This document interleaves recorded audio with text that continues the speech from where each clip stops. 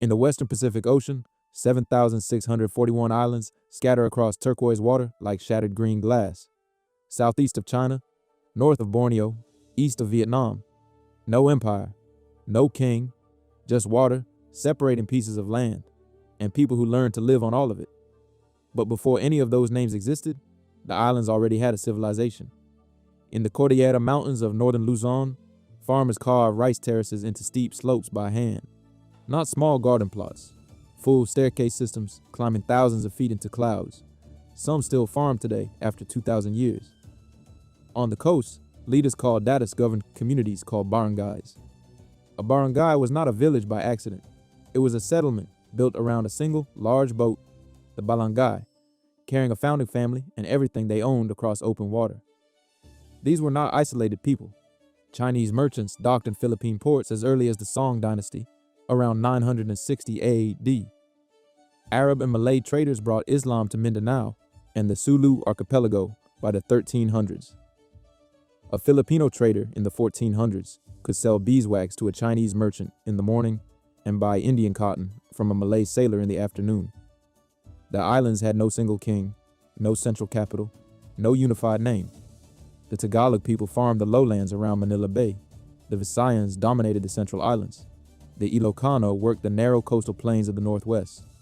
The Moro sultans controlled Mindanao and Sulu with their own courts, laws, and naval power. Dozens of distinct peoples, each with their own language, their own datu, their own agreements, sealed not in ink, but in blood compacts, a ritual where two leaders mixed their blood into wine and drank it together. Then, in 1521, 5 Spanish ships crossed the Pacific. March 17th, 1521. Ferdinand Magellan lands on Homenhan Island in the eastern Visayas. He plants a cross. He claims the islands for Spain. The locals watch from the shore, wondering what the ceremony means. First, meetings are polite. Food is offered. Gifts are exchanged. Raja Humabon of Cebu converts to Christianity and accepts Spanish alliance, a political calculation dressed as a religious ceremony. Magellan extends the deal to neighboring Mactan Island. Convert or fight. Lapu-Lapu, chieftain of Mactan, refuses. He does not kneel. He does not negotiate. April 27th, 1521. Magellan leads soldiers into shallow water at low tide. 1,500 of Lapu-Lapu's warriors wait on the beach. Spears and bamboo lances find Magellan in the surf. He dies there, half a world from Spain. His surviving crew sails home without him. Spain sends 5 more expeditions over 4 decades. All fail or retreat. In 1565, Miguel Lopez de Legazpi departs from Mexico with 500 men and lands in Cebu. This time, Spain does not leave. In 1571, Legazpi takes Manila from its Muslim ruler. The islands are renamed Las Filipinas after King Philip II of Spain, a king who never once sets foot on their soil. Datus who resist are killed. Those who cooperate become cabezas de barangay, local administrators who collect tribute for Spain in exchange for status. The encomienda system begins. Every Filipino household owes gold, rice, and labor to a Spanish encomendero. Miss a payment, and soldiers appear at your door. In the south, the Moro Wars ignite. Muslim sultans of Mindanao and Sulu refuse to convert and refuse to submit. Spain fights them for 300 years and never fully wins. Friars arrive. Augustinians, Franciscans, Dominicans, Jesuits. They learn local languages and baptize millions. Stone churches go up in every town, bigger than any building the barangay has ever seen. Mass baptisms, feast days, saints replacing ancestral spirits. Christianity does not replace Filipino culture, it absorbs it. In 1565, the Manila galleon trade begins. Spanish ships carry Mexican silver to Manila, return with Chinese silk and porcelain. Manila becomes the commercial crossroads between Asia, Latin America, and Europe. A new social class rises, the ilustrados. Filipino and Chinese mestizo elites educated in Spanish schools, managing trade, reading Latin, wearing European coats. Church and state operate as one machine. The friar controls the town. The governor controls the friar. Spain controls both. By the 1600s, Catholicism is no longer foreign. It is Filipino, woven into rice planting, typhoon prayers, and naming ceremonies.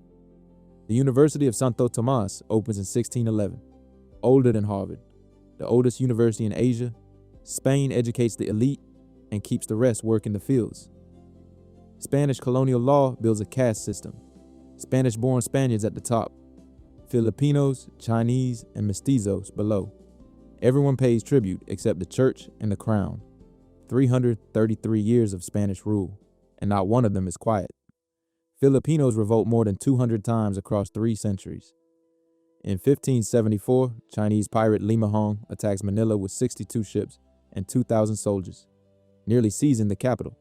Spain fights him off, then immediately begins massacring the Chinese community they just fought alongside. Spain massacres the Chinese in Manila in 1603, 1639, 1662, and 1686. Tens of thousands killed. The Chinese community rebuilds every time.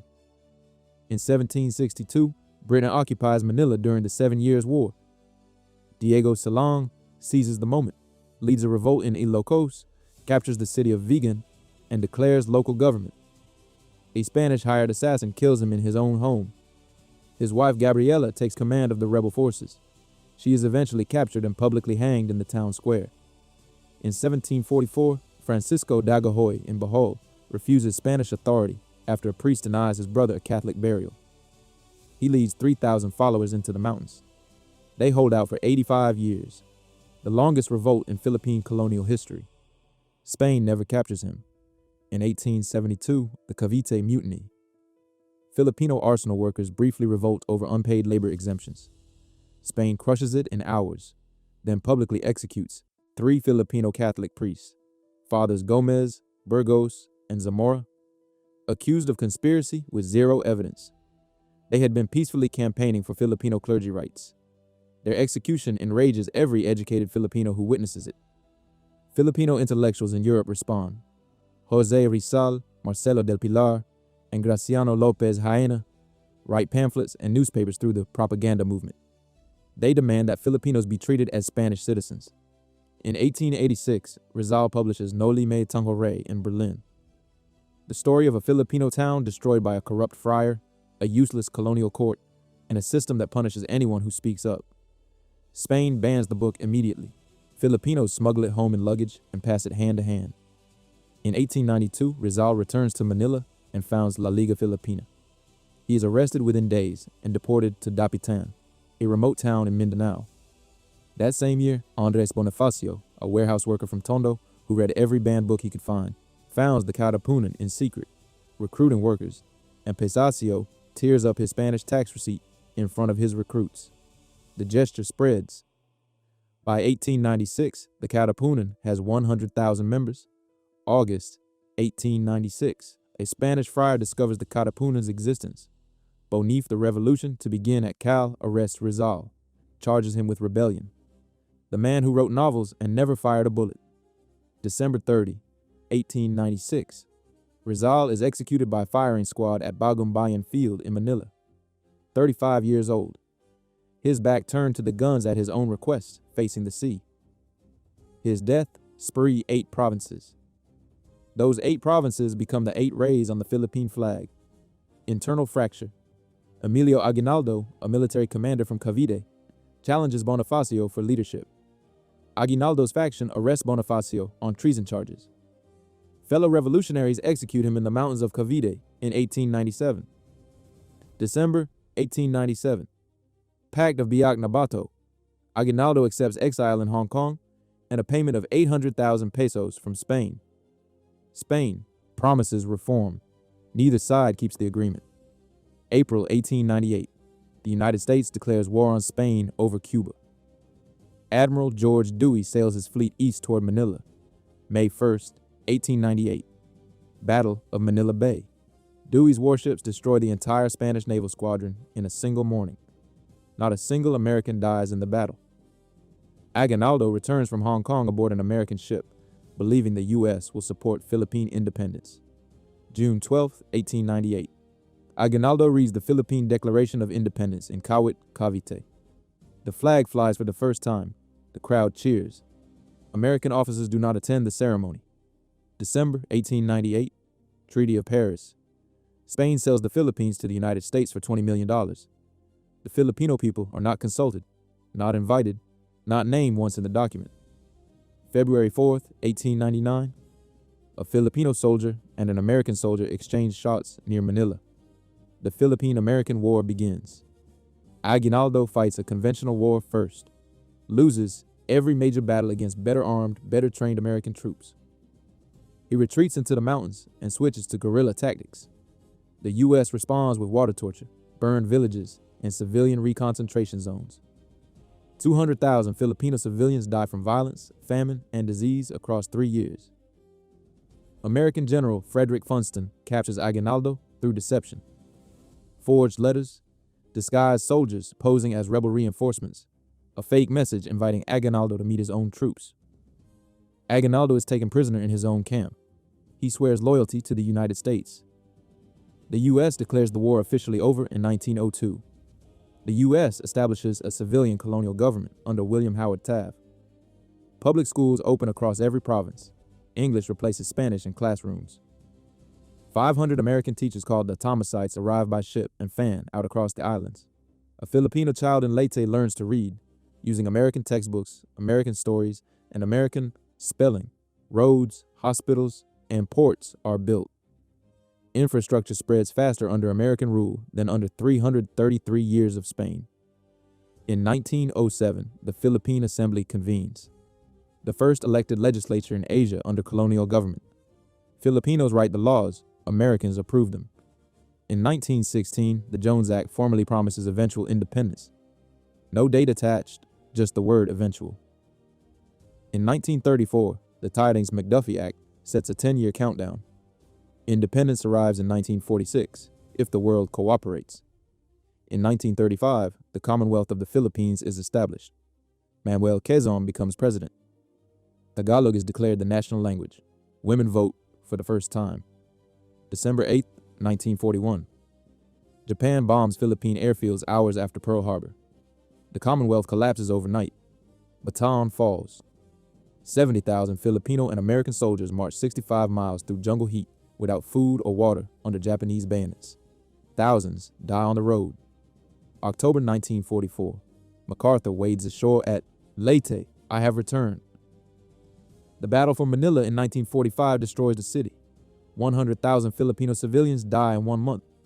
The second most destroyed Allied capital of World War II after Warsaw. Japan surrenders August 1945. July 4th, 1946. The United States grants independence. Manuel Roxas becomes the first president of the Republic of the Philippines. The flag designed in Hong Kong exile finally flies alone over a free country. From Lapu-Lapu's beach to Rizal's execution, from Bonifacio's Katipunan to Aguinaldo's declaration, the Philippines fought 2 empires and never stopped being Filipino. 333 years under Spain, 48 years under America, 3 years under Japan. The flag raised in 1898 still flies today. 7,641 islands, 1 people, conquered by cross and cannon, educated by friars and Thomasites, liberated by guerrillas and soldiers. The barangay survived beneath every colonial layer. Spanish churches stand beside American schools. Catholic processions march down streets named after revolutionaries. The Philippines kept what empires could not take: